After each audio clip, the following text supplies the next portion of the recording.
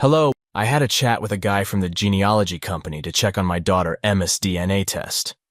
I gave her the test as a little extra Christmas present and made sure they had the tracking numbers. After waiting for a bit, the representative told me the test was processed, but he couldn't give me any more details due to privacy rules. Even with these assurances, I was puzzled that the results didn't show up in my DNA document. Feeling impatient, I asked, "Sir, can you tell me why my daughter might not be in the DNA results?"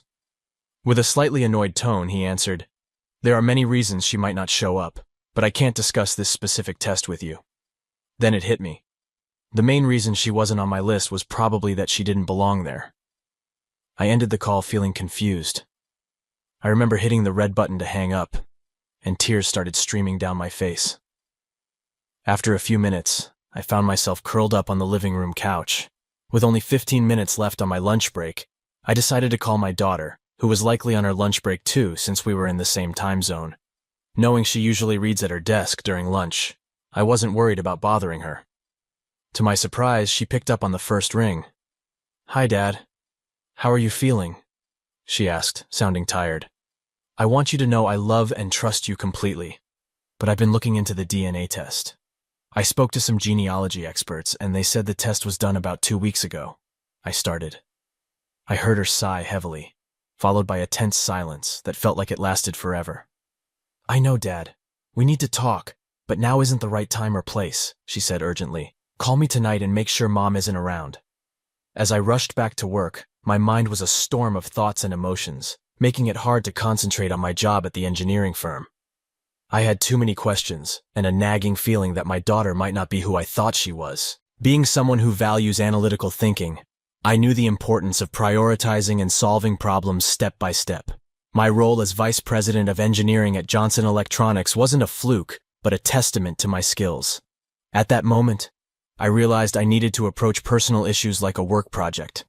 With a clear plan and organized James Carter, the wise man who hired me straight out of Purdue University for his startup, taught me this mindset. Under his leadership, Carter Tech grew into a leading industry company, bringing great success to both of us. Working closely with James, I not only earned a good salary and benefits, but also had the privilege of collaborating with talented colleagues. When I got home that night, my beautiful and wonderful wife Lisa greeted me, along with our 3 amazing children. Over time, our kids grew up, moved out, and started their own families, making the house feel a bit empty. But we found new ways to spend time together and rekindle our connection as a couple. Thinking back to last month, I couldn't help but remember some odd incidents, like Sarah's unexpected call to my wife a few weeks ago. One Tuesday night, while we were watching TV in the living room, Lisa's phone rang, breaking our quiet evening. Before answering, she glanced at the screen, hinting that there was more to the call. The conversation lasted about 5 minutes, and Lisa mostly responded with short yes or no answers. When the call ended, I noticed tears in her eyes. Concerned, I asked how she was feeling, and she said Sarah's cat had health issues. She assured me it wasn't serious, but I couldn't shake the feeling that Lisa seemed uneasy around me. I found it odd that she was so concerned about Sarah's cat. It wasn't until Sarah got the test results that the truth came out. Lisa didn't know I had sent the test to Sarah, but at the time I didn't think much of it. Sarah was the only one of our 3 kids interested in genealogy, which is why I bought her the online testing kit. Over the years, I'd spent a lot of time researching our family history, and especially enjoyed the DNA analysis aspect. I figured Sarah would be thrilled to take the test, but when I got home, I tried to stay calm around Lisa, hiding my disappointment and frustration. I first met Lisa during our sophomore year at Purdue, though we didn't hit it off until our senior year. But once we connected, our bond became unbreakable. We got married a year after graduation 3 decades ago, and I still believe it was the best decision of my life. Even now, after 31 years, Lisa, at 54, still looks stunning. Despite raising 3 kids, she's active and has the figure of a woman in her 30s. My wife has always been a source of joy and laughter, and the thought of spending forever with her filled me with excitement. But today, everything changed. Around 8 p.m., I found an excuse to leave Lisa in the room and slipped out to the porch to secretly call Emma. As soon as she picked up, I could hear the pain in her voice as she whispered, "I'm so sorry, Dad. I should have told you sooner, but Mom wanted to talk to you first before I said anything." Please, don't worry. I'm not mad at you. Just take a deep breath. I reassured her gently. I'm not blaming you for anything, I said tenderly. You are as much a victim in this as I am, I added. I could hear her heavy breathing, knowing how upset she was. Sweetheart, I want you to understand that this won't change our relationship. I will always be your father, and you will always be my dear daughter. I tried to comfort her. I've always showered my children with love, and even now, after all these years, I have no intention of stopping, even if you don't want me to, I said. She broke down in tears, sobbing almost incoherently. I love you, Dad. I don't need anyone else but you. You are my everything, she said. I don't want to embarrass you, but you're the person I trust most when it comes to DNA information. Let's focus on that to avoid complications. Have you received any DNA match results recently? I asked. Yes, Dad, she replied with a sigh. It turns out Amanda Anderson is my biological half-sister, the daughter of Uncle George and Aunt Jenny, Emma said. Oh God, I said in sorrow. I'm so sorry, Dad, she whispered. It's not your fault, sweetheart. You never have to apologize to me. I gently assured her. This meant that George Anderson, known to my children as Uncle George and to others as Judge George Anderson, was Emma's biological father. This implied that my wife had an affair with her boss when she worked as a lawyer at Howe and Associates. This could have been about 25 years ago, since Emma is now 24. Lisa was then working as his administrator. Eventually, she left the firm and pursued a career as a state judge, moving to the state capital where her career flourished. Lisa decided not to have a romantic relationship with George, but remained at Howe and eventually became the office manager. Despite this, over years of working together, George and his wife Jenny developed a close friendship with Lisa. Their bond was so strong that our children began to call them uncle and aunt, and their children did the same for us. It even happened that when I was on a business trip, Lisa would take the kids and stay with George and Jenny for a few days at their lake house. The kids even mentioned a few times that Aunt Jenny would take them for a walk with her. Neither Uncle George nor Mom accompanied them, and I never questioned it. Damn. I must have been distracted because I heard Emma calling me. Dad, Dad. I apologized to her, saying that I had gotten lost in my thoughts. Thank you for your help, sweetheart. Say hello to Drew for me, I said. Emma stopped me, saying, Wait a minute, Dad. What are your plans? She logically asked, a question for which I didn't have a good answer. So I simply replied honestly, I don't know, sweetheart. She warned me. Well, try not to do anything stupid, Dad. A little craziness is fine, but please don't get into trouble. Up to that point, I had never considered the possibility of harming Lisa, but my promise to Emma was unshakable. I had vowed never to break a promise made to my children, so taking drastic action was not an option. My priority was to reassure Emma about our relationship and then figure out the identity of Lisa's accomplice. As for the third task, starting the divorce process would have to wait until I found a new lawyer before taking any further action. It was necessary to find someone not associated with Lisa's firm. I knew that soon I would have to face my wife, Lisa Walters.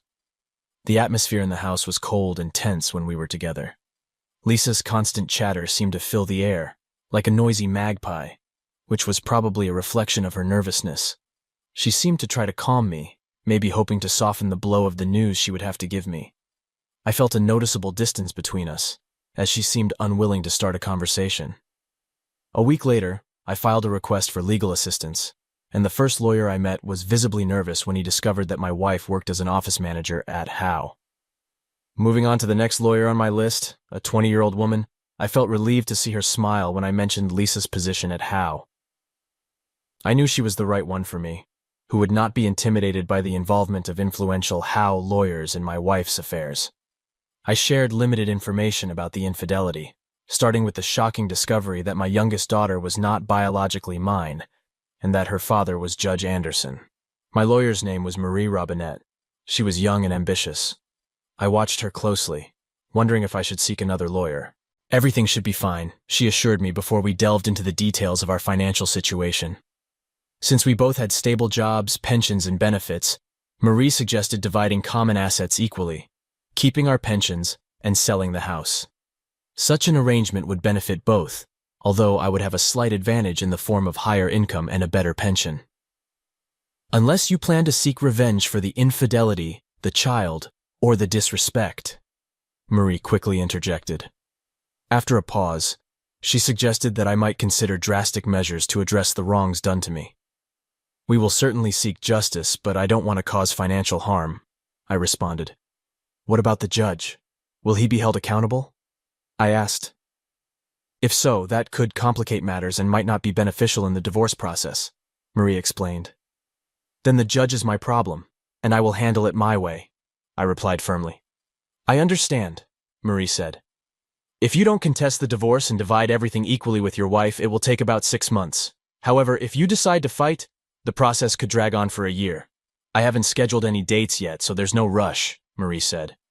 Let's make sure we do everything right, I assured her. Everything was going according to plan. I had consulted the lawyer. Now, only the situation itself remained to be addressed. I held on for another week, waiting for Lisa to lose patience and confess everything herself. Until that moment, our Saturday night routine consisted of a date, watching a movie, and making love. But our intimate moments on Saturday nights always had a special meaning. It had been 2 weeks since our last date, and since then, we hadn't been intimate. After discovering the infidelity, I couldn't bring myself to do it. Interestingly, Lisa didn't even ask about it. It became clear that she understood. But at the same time, she was skilled at maintaining appearances. But this charade couldn't last forever. I decided to take her to dinner at an elegant French restaurant. As we enjoyed a bottle of wine and delicious desserts, I noticed a genuine happiness in her that I hadn't seen in weeks. When we got home, I carefully helped her remove her coat, led her to the kitchen table, pulled out a chair, and uttered those terrible words. We need to talk.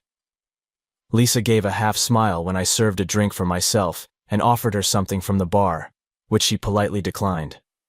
I put down the glass, found her gaze, and she said, That was 100 years ago, Clark. George and I haven't shared a bed in almost 2 decades, Lisa immediately confessed. Can we consider this a mistake of the past and move on? She nervously asked. I was glad she didn't directly deny the DNA test results but tried to downplay them by saying it was a long time ago and now didn't matter. Something very typical of her. So, the last time you were together was about 20 years ago. I need to know when you started the affair, how often, and why it stopped. But first I want to make sure that Barry and Katie are also mine, I said. No, Clark. Barry and Katie are yours. I started the relationship with George only a year after Katie was born, Lisa quickly responded. Our relationship lasted about 3 years and ended when George decided to leave the firm in search of a higher position in the judicial system. After our breakup, George waited a year before taking his first court position to ensure his record was clean. Our physical relationship only resumed a couple of times at the lake house when Jenny took the kids for the day, unaware of our past. Eventually, George revealed the truth to Jenny, leading to a meeting where we both assured her that there would be no more intimacy between us, Lisa said. Why didn't you ever talk to me and try to discuss everything calmly? Am I just your backup plan? I asked. Lisa paused, rubbing her hands with her sleeves before confessing. I was afraid to tell you. I feared you would leave me, and I couldn't bear that thought. I loved you then, and I love you now, she said. It seems you love George more than me. I was your backup plan, I said coldly. No, Clark. I love you with all my heart, Lisa insisted. No, you loved him with all your heart, I said sadly. You loved him so much that you allowed him to pursue his professional ambitions, leaving me as insurance. Although you might have felt some attachment to me, you knew full well about my unwavering devotion to you and our family, which you counted on after his departure, I firmly declared. Lisa avoided my gaze, acknowledging that she had revealed a painful truth. And what about Emma? I asked. I thought that, since both had similar facial features, brown hair, brown eyes, and fair skin, no one would suspect the true paternity of the child. I also thought you had no reason to doubt that the child was yours. But when it turned out that the child looked like me, I didn't expect any problems until you decided to do the DNA test.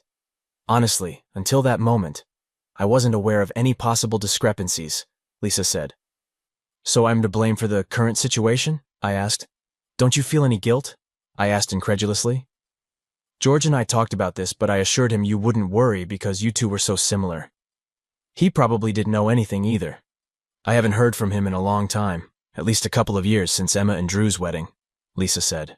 Regardless of opinions or beliefs, Emma is definitely mine. I'm on her birth certificate. I raised her, and my love for her is unwavering. George shouldn't even think otherwise. If he contacts you, let me know. Also, I will immediately arrange a DNA test for our other 2 children. I need this for my peace of mind. Although you insist they are mine, I can't trust you, I firmly said. Lisa seemed stunned by my sudden distrust. But what did she expect? It was evident that she was also worried about how our children would perceive her infidelity. No one wants to appear foolish in front of their own children. I said, "So how long were you together and where?" "We didn't plan it, Clark. It just happened," Lisa explained. "We spent a lot of time together at work, which eventually led to a close friendship that turned into something more. He had all those qualities I admired: kindness, attention, wit, humor, and passion. We connected on a deeper level, but because of our marital commitments, we kept our relationship secret, often meeting outside of home. We never crossed the line by meeting at home, as that would have been inappropriate," Lisa said. "But that didn't stop you from continuing the relationship at the lake house, even after it was supposed to have ended, while his wife took the kids," I said sarcastically. "Yes, we couldn't end the relationship," Lisa whispered. "But I promise you we haven't been intimate since then. Jenny knows everything and forgave both of us," Lisa said, shrinking. "Yes, you already told me. I don't think I can do the same," I whispered, my voice filled with emotion. "We recognize that we did wrong, Clark. But it's been 2 decades since then, and you wouldn't have endured the pain while all this was happening. Can't we go back to what we were a few weeks ago? You were my beloved husband and I was your devoted wife," Lisa pleaded with a tone of desperation. "Please, Clark, nothing has to change," Lisa pleaded. But I knew that everything had already changed. I spent the last 3 weeks wondering what had gone wrong, how you could fall in love with another, and whether I could ever trust you again. I gave you my heart, and you used it when it was convenient for you. Our marriage wasn't supposed to be just a convenience," I told her. "We wanted it to be a union of unwavering devotion and commitment." Lisa began to cry, and that sight had always hurt me. Usually I would rush to comfort her, but in this case, it was different. I went to the living room, turned on the TV, and she stayed at the kitchen table. That night we slept in the same bed, but when we lay separately, the lack of our usual closeness was noticeable. I quickly moved to the other side of the bed as far as possible. When she tried to approach me, I tried not to let her touch me accidentally. Despite the shock and pain on her face, I remained impassive. On Sunday morning, Lisa prepared a delicious breakfast for us, but while we were eating, I brought up the topic of divorce. "It's been more than 2 decades since the affair, and I didn't even know. Everything is in the past. We must move on," Lisa practically shouted, astonished by the news of the divorce. "A mistake is still a mistake, no matter how much time has passed. You cheated on me, lied to me, betrayed me, and broke my trust," I shouted in response. "These issues don't just disappear." I left half of my food on the table and went out to mow the lawn. That was the last contact with Lisa until Wednesday afternoon, when she mentioned that Jenny Anderson would be joining us next weekend. Although I wasn't thrilled with that, Jenny was a close friend who was going through similar difficulties to mine, so I felt the need to meet her. Jenny arrived at 6 p.m. on Friday after a 2-hour trip from her home. George didn't accompany her. That night, Lisa prepared a stuffed steak with mashed potatoes, and I brought some bottles of Merlot to complement the meal. The conversation during dinner was pleasant and relaxed, and afterward, we moved to the living room with our wine glasses. I assumed that was where the real conversation would begin. Jenny began talking about the affair in a distant, almost clinical style, but as she delved deeper, her emotions surfaced, causing tears in both her and Lisa. Jenny said that George had confessed his infidelity to her, assuring her that it had ended many years ago and would not happen again. At first, she was devastated, but over time she realized that since the relationship had ended before she knew, she didn't feel the same initial pain. Understanding that Lisa wasn't after George's wealth, Jenny understood how the affair started. George's charismatic personality was hard to resist. Jenny apologized for not knowing about Emma until recently when her husband's infidelity became public. Jenny never thought about the casual meetings between Lisa and George that took place after the main events of the relationship at the Andersons' lake house. I wondered if they shared details with her. I didn't ask the question, but I couldn't help but think that George must have been a skillful lawyer, given that Jenny seemed to justify his infidelity instead of being angry with him. Unlike Jenny, I couldn't be as forgiving about Lisa and George's relationship, even if it ended 2 decades ago. While Jenny seemed satisfied and captivated by Lisa's persuasive speeches, I couldn't force myself to ignore Lisa and George's actions. I can't help but imagine how my life would have been if I had left him and how it would have affected me and the girls, Jenny reflected. Thinking about separating from your husband requires careful consideration of whether your life will improve or worsen without him, Jenny added sadly. After hearing Jenny's perspective, I realized that my life would probably worsen without my wife. This, of course, is a reason for reflection, but my situation is different from yours in the sense that I discovered the infidelity by accident. I wasn't told. That complicates the decision-making process, I said. Lisa was well aware that she was committing illicit acts and foresaw my reaction. She decided it would be best for everyone if I remained in the dark and lived in ignorance. This plan would have worked if not for the revelation that came out 20 years later. It turns out that the woman I loved the most in the world had a romantic relationship with another man before finally deciding to be with me. Lisa, am I right? I asked. My wife remained silent, not looking up. While Jenny told her story, Lisa sat quietly, glancing quickly in my direction to gauge my reaction. I knew her. I knew very well about her covert observations. To provoke Lisa, I kept a relaxed expression and listened to Jenny's story without giving the desired response.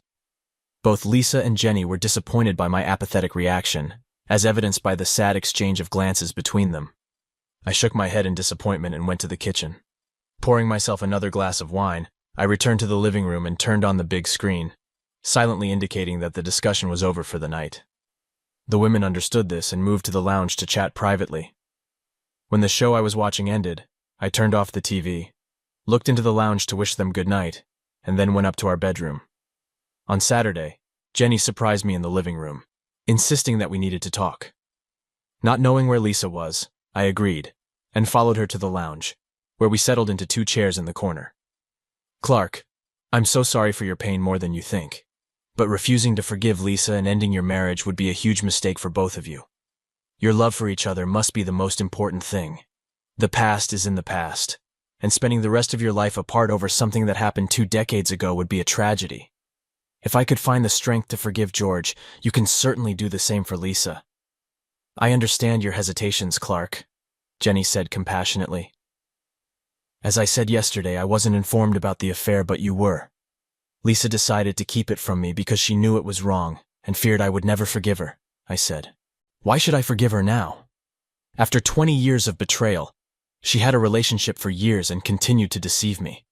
How can I ever trust her again? I said, shaking my head. I stood up and left the room, passing Lisa in the hallway.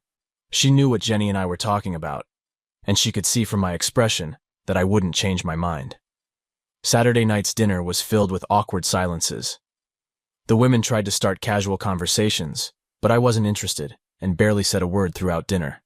Expressing my gratitude, I quickly took my coat and left, telling the women that I was heading to Malone's, my favorite spot, for a quiet drink. When I arrived at Malone's, I noticed Ronnie, the bar owner, talking with other customers in the corner. Instead of sitting at the bar as usual, I chose a table for myself, feeling utterly down and looking even worse. The waiter approached me with my usual Crown Black on the rocks and noted that it seemed like my dog had just died. Half joking, I smiled, admitting it seemed more like my marriage was falling apart. The waiter went over to Ronnie and whispered something in her ear. Ronnie stepped away from the customers and headed to the far end of the room, sitting across from me. "Well, spill it, Superman," she said with a smile.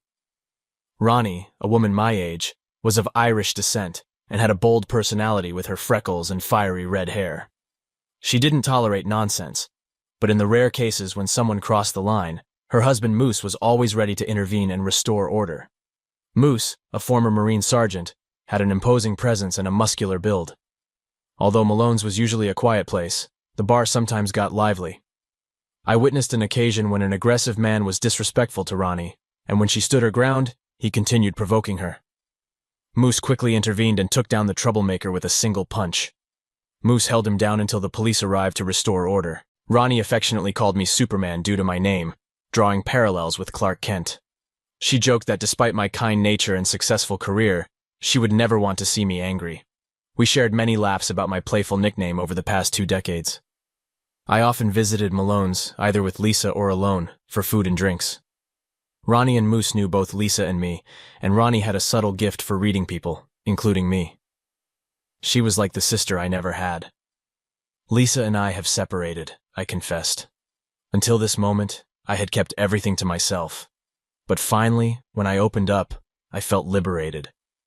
I discovered that she was cheating on me with her boss for 4 years, and not once or twice, but continuously during that period over 20 years ago, I said. Emma is not my daughter, but the boss's child, and she thinks that since it was so long ago and I didn't know when it happened, I should just accept it and move on. She says she loves me, has always loved me, and doesn't want to divorce me, I said. That woman is a fool, Ronnie exclaimed. How dare she do this to you? You won't just accept this and let it go, will you? Ronnie asked. If Moose and I were in such a situation, he would have pushed me against the wall, and that guy's head would be next to mine, Ronnie said. I was glad to hear that Ronnie had the same perspective as me. I appreciated her rational and unbiased viewpoint, and if she hadn't agreed, I certainly would have reconsidered my position. Listen, Superman, it all comes down to respect, summarized Ronnie. I appreciate Lisa a lot, but her deceit was not dictated by love and respect. How could she allow you to believe that another man's child was yours for so long? Ronnie said, still indignant. I told Ronnie about the circumstances with Emma, admitting that Lisa herself didn't know Emma wasn't my daughter. But Ronnie pointed out that avoiding the paternity test was an easy way to avoid the truth. Did she apologize for her infidelity, or just for the pain it caused you? Ronnie asked. This woman knew how to avoid responsibility. I don't think she ever sincerely apologized for her infidelity, and I'm not sure she ever fully acknowledged the pain it caused me. It seemed her apologies were more for the fact that I found out about her actions, I said. Superman, I can't make decisions for you, but I think she has already shown you what you need to do. I'm very sorry, Clark. Moose and I will cover the drinks tonight and you can take the rest of the bottle home. We'll make sure you get home safely at the end of the night, Ronnie said, patting me on the shoulder. Hand over the keys, demanded the taxi driver. I complied without questions. It was 2 a.m. when he drove me home. Lisa was waiting at the door to help me up the stairs to our bedroom. Exhausted, I fell into bed, still fully clothed. Lisa took off my shoes and socks and left me to sleep. On Wednesday night, my son called me at the office. He wanted to discuss Lisa's plan to involve the kids in convincing me not to proceed with the divorce. Although he didn't say it directly, it was clear that Lisa had devised this strategy. Even though we were usually in sync, I understood from our conversation that Lisa had made a great effort to persuade me. Dad, deciding to divorce Mom would be the dumbest decision since you wore a leisure suit in the 70s, said my son. He tried to lighten the situation with a joke. Seriously, Dad, ending a marriage over something she did more than 20 years ago, and that you only found out a few weeks ago? You confessed your love and said you would spend the rest of your life together, and now you're willing to leave everything and face the possibility of being alone for the rest of your days over a mistake? My son continued, Are you kidding, Barry? Let's call things by their name. What she did with him at the beginning might have been a mistake, but after a few months, it was already a serious decision, not a mistake, I said. How would you feel if you discovered your wife was cheating on you? You would probably lose your mind, right? But you never caught her. All this happened over 20 years ago, my son continued. The physical relationships might have ended, but the betrayal, the lack of respect, all of that continued, I responded coldly. Barry, I always thought you were smart enough not to intervene and take sides, but now you're caught up in your parents' drama. Why, Barry? I asked. After a minute of silence, I refused to give in. I was the one who had been wronged in this situation, and I was increasingly disappointed with you, son. I appreciated this woman a lot. I put her on a pedestal, idolized her, and she knew it perfectly well. She never intended to tell me the truth. If it weren't for an accident, I would have continued to adore her until death, only for her to use me as a backup plan when the man she really loved rejected her offer. Do I feel like a victim of manipulation? Absolutely, I said. Don't you think you're overreacting? My son asked. He was still talking when I abruptly ended the conversation. When I got home at 6 p.m., Lisa was already preparing a delicious dinner. Despite her efforts, she didn't seem pleased when I said I wasn't hungry. I poured myself a glass of Jack, turned on the TV, and settled into my favorite armchair. Lisa came in and asked what was bothering me. It was the same story. My wife cheated on me for 4 years with another man, had a child with him, and now my own children are against me, I said with frustration to Lisa. Call Katie and tell her not to contact me the next day if she doesn't want to face the same fate as Barry. Lisa walked away. After 31 years of marriage, she knew better than to provoke me over someone else. Why do you think the divorce won't be granted? Not only did you cheat on me for 4 years with another man and have a child with him, but you also replaced me in your heart with him. You can try to convince me that you are not in love with him and wouldn't have left me if he had asked to marry you. But the truth is that you can love me, but you are not in love with me, I shouted at Lisa. You have feelings for him, not for me. I'm just your backup plan because you always knew that my heart belonged to you and was willing to do anything to be with you. You betrayed me, cheated on me, disrespected me, and now you dare to try to manipulate our children against me. This was the straw that broke the camel's back, Lisa. But I refuse to feel anger towards you, especially towards Jenny, and I will not tarnish George's successful career as a good judge, I said with anger. I will file for irreconcilable differences, which will allow us to keep our pension accounts separate and divide the house and other assets equally, I said, calming down a bit. Lisa's tears flowed uncontrollably down her cheeks when she got up from her chair. In a fit of rage, I accused her of never expressing remorse for her infidelity. It seemed that she didn't regret it, which was at least honest in a way. All night I clung to the bottle of Jack. The next day, I contacted my lawyer and instructed her to prepare the divorce papers immediately. She informed me that I could review them on Tuesday, and on Wednesday, they would be ready to sign. Lisa would receive the papers on Thursday, so I asked her to bring her server to my house on Friday night. I hoped to be present during the delivery of the papers. After this, I contacted Judge George Anderson's office and informed his secretary about the urgency of the matter, asking him to call me as soon as possible. Judge Anderson returned my call immediately, fully understanding the reason for my request. His slightly worried tone during our conversation, which took place about 2 hours later, confirmed that the matter was really urgent. George understood the purpose of my call, but decided not to discuss it in his office. I agreed, and we arranged to meet at his house next Saturday at 10 a.m., not knowing that Lisa would not be present the previous night. I was sure she would find out before my arrival at his luxurious house. During dinner at Malone's restaurant on Saturday night, Lisa told me that Jenny had informed her about my upcoming meeting with George next Saturday. Lisa asked if she should join me on that trip. It's not just a casual conversation. George and I need to have a serious conversation, and you shouldn't participate in that, I said firmly. You must know that he is a respected appellate judge with an impeccable reputation, and he may be considered for a position on the Supreme Court. If you try to act against him as his husband, you could face legal consequences. Also, you promised not to do anything that could jeopardize his career, I coldly reminded her. Yes, I remember. You are choosing him over me once again. But don't worry, I will keep my word. I won't take any action that could jeopardize his place on the shortlist for Supreme Court judges. God forbid, the show must go on, I said. After dinner, I spent a few hours meeting with my lawyer and reviewing the divorce papers. I approved them. As I left, she asked what my intentions were regarding Judge George. Why do you care? I asked, winking at her playfully. Because I'm currently busy with several criminal cases, I think you will need the services of an experienced lawyer. Engineers like you don't usually show emotions, but your methodical and restrained nature scares me, Marie said. After giving me her business card, I left the office feeling uneasy. The next 3 days flew by as I immersed myself in a major project at work, allowing me to distract myself from my personal issues. My boss expressed his surprise that I hadn't lost focus amidst the chaos in my life. I confessed that I was grateful that at least something was going well. But before leaving on Friday night, I told him about Lisa's lawsuit and the impending conflict with George. I warned my boss that I might find myself in jail on Monday if the situation worsened. He assured me of his support, and if necessary, he would provide bail money. We shook hands and said goodbye. When I got home, the air was once again filled with the enticing aroma of Lisa's cooking.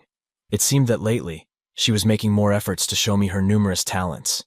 I couldn't deny that she really was a talented cook. Even though I knew what was coming, I couldn't help but feel a sense of guilt. When we sat down to dinner, We ate in a relative silence that had become common in recent weeks.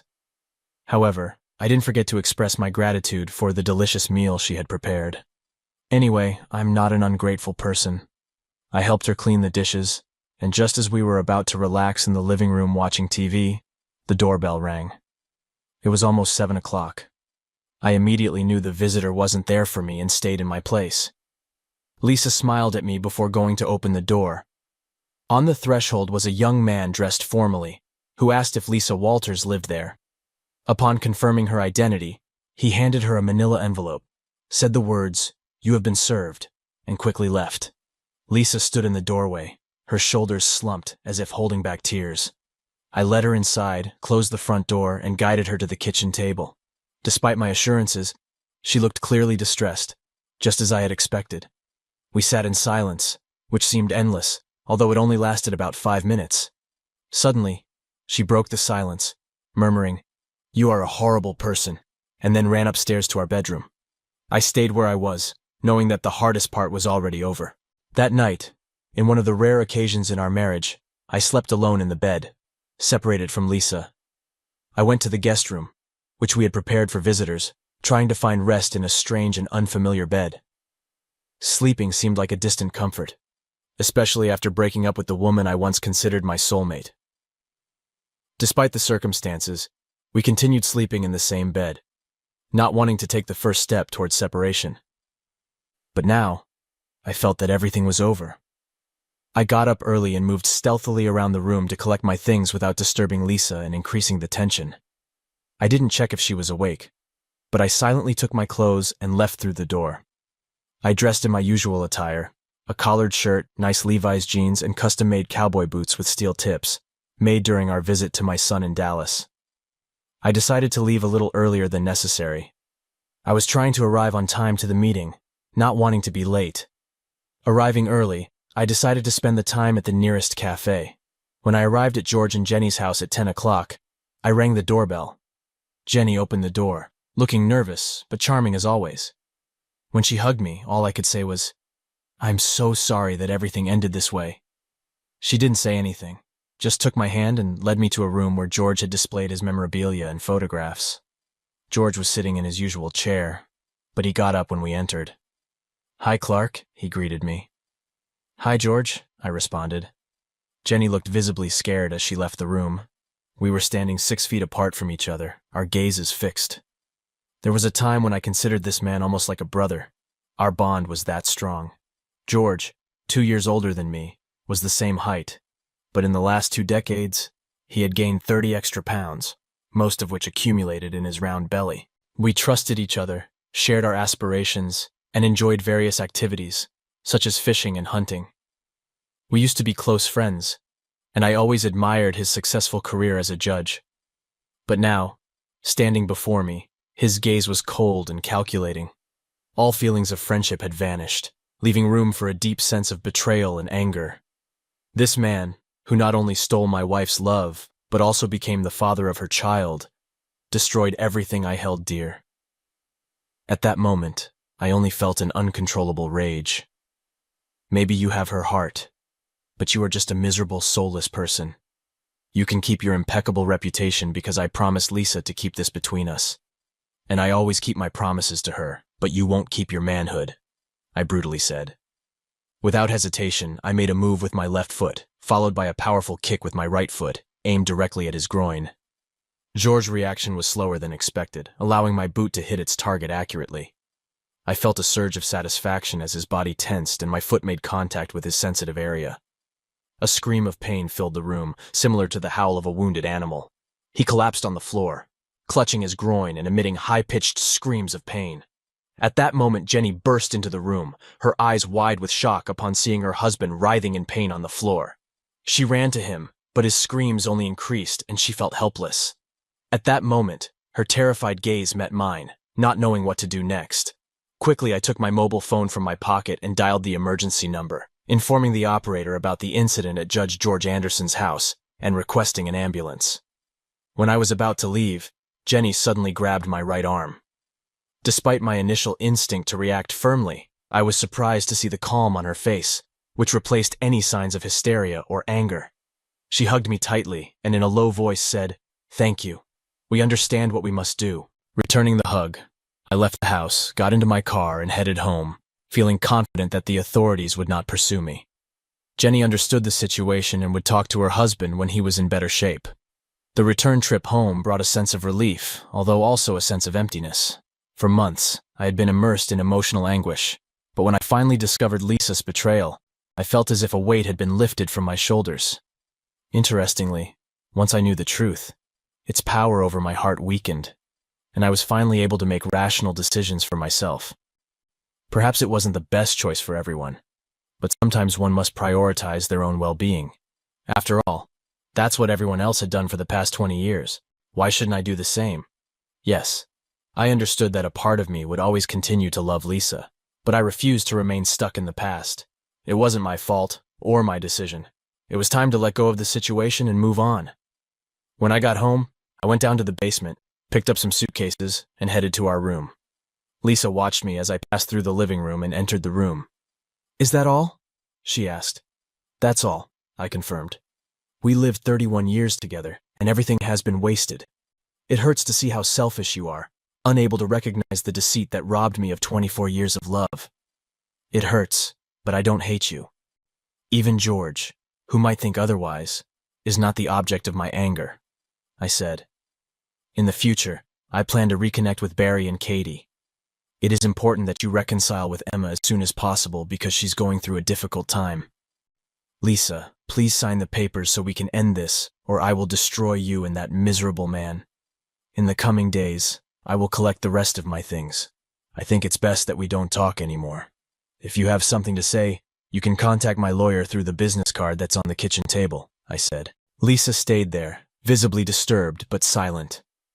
I collected my things, loaded them into the car, and left the house. 31 years had passed in the blink of an eye. I hoped George had lost his manhood, but it turned out he didn't. Thanks to extensive surgery and months of suffering, he managed to keep his virility. This surprising news reached me through Emma, whom Jenny had contacted in search of me. Jenny didn't know my phone number, and no family member was willing to share it with me. In fact, 8 months had passed and none of the family members had contacted me, but I accepted it. The official explanation was that Judge George had an accident in his office. He fell on his desk and then on the floor. Out of delicacy, the press called it a domestic accident, without mentioning that the injury occurred in the groin area. When Lisa refused to sign the divorce papers, I informed Marie that we would start taking action. A lawsuit was filed against George, and he received a lot of negative criticism in the media. This made it impossible for him to be considered for a position on the Supreme Court. Lisa became known as Judge Anderson's lover. The pair of lovers lost their positions and were shamed across the country. I obtained the divorce and a substantial compensation from George. My children were desperate to see how I punished the traitors. The house would soon be auctioned. Lisa hadn't tried to contact me since everyone found out about her and George. Barry and Katie had not yet come to light. It seemed that I would not be included in the family's Christmas dinner plans.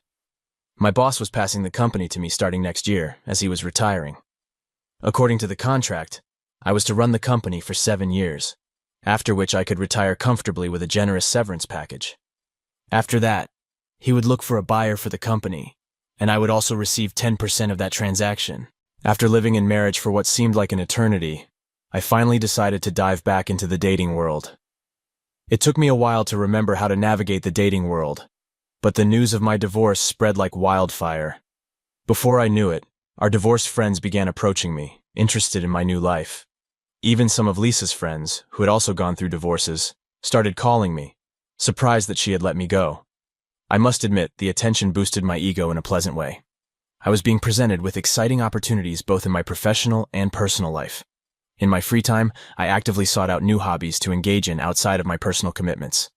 One hobby I recently decided to step back from was genealogy, which I once found deeply intriguing. However, I still maintained a casual interest in genealogy and occasionally browsed forums and articles related to it.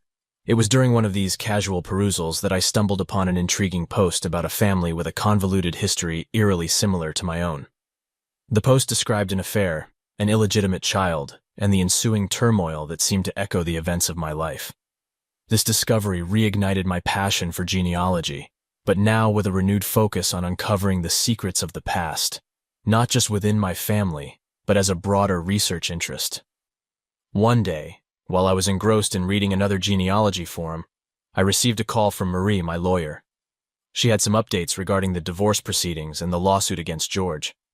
I braced myself for more complications, but instead, she had surprisingly positive news. "Clark, I have some good news," Marie said. "Lisa has finally agreed to sign the divorce papers. She realized that prolonging this process wasn't benefiting anyone, especially herself. Additionally, we've reached a settlement with George. He's agreed to a substantial financial compensation that will be paid out over the next few years. This should cover your expenses and provide a comfortable cushion for you." Relief washed over me. "That's great to hear, Marie. Thank you for handling everything so efficiently." "Of course, Clark. There's one more thing. Lisa wants to have a final conversation with you. She insists it's important. Do you feel up to it?" I hesitated. Despite everything, the thought of facing Lisa again was daunting, but perhaps it was necessary to finally close this chapter of my life. "Yes, I think it's time." We arranged to meet at a neutral location, a small cafe we used to frequent years ago. As I walked in, I saw Lisa sitting at a corner table, looking pensive and somewhat older than I remembered. The years of stress and recent events had clearly taken a toll on her. "Hello, Lisa," I greeted her as I sat down. "Hello, Clark," she replied, her voice soft and trembling slightly. "Thank you for coming." We sat in silence for a moment, both of us gathering our thoughts. Finally, Lisa spoke. "Clark, I wanted to apologize once more. I know words can't undo the past, but I need you to understand that I am truly sorry for everything. I was scared and made terrible choices. I've lived with that guilt every day." I looked at her, seeing the sincerity in her eyes. "Lisa, I believe you, but the damage is done, and we both need to move forward. I appreciate your apology, and I hope you find peace." She nodded, tears welling up in her eyes. "I hope you find happiness, Clark. You deserve it." We talked a bit more, reminiscing about the good times and acknowledging the pain. It was a bittersweet conversation, but it brought a sense of closure. As we parted ways, I felt a weight lift off my shoulders. The future, once clouded by uncertainty and betrayal, now seemed clearer and more hopeful. As the months passed, I settled into my new life. I reconnected with old friends, made new ones, and even started dating again. My relationship with Barry and Katie gradually improved, and Emma and I grew even closer, bonding over our shared love of genealogy. Professionally, things were better than ever. With the company thriving under my leadership, I felt a renewed sense of purpose. My boss's retirement was smooth, and I found myself enjoying the challenges and rewards of running the business. One evening, as I was organizing some old documents, I stumbled upon a letter from James Carter, my mentor from Purdue. He had passed away a few years ago, but his wisdom and guidance continued to inspire me. In the letter he had written, "Clark, life will throw challenges your way, but remember, it's how you respond that defines you. Stay true to your values and you'll find your path." Reflecting on those words, I realized how far I had come. Despite the hardships, I had managed to navigate through them with resilience and integrity. And for the first time in a long while, I felt at peace. Years later, I retired from my position at Johnson Electronics, leaving the company in capable hands. I moved to a small town near the coast where I bought a charming house with a view of the ocean. It was a peaceful place, perfect for reflecting on the past and enjoying the present. One sunny afternoon, while walking along the beach, I saw a familiar face approaching. It was Ronnie, the bar owner from Malone's. She had also retired and moved to the same town. We laughed and caught up on old times, and it felt like no time had passed.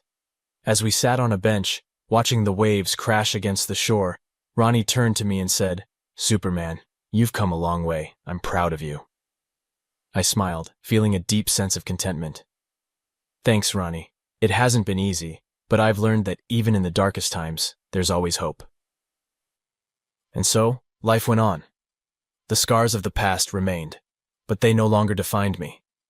I had found new purpose, new love, and a new beginning. And for that, I was grateful.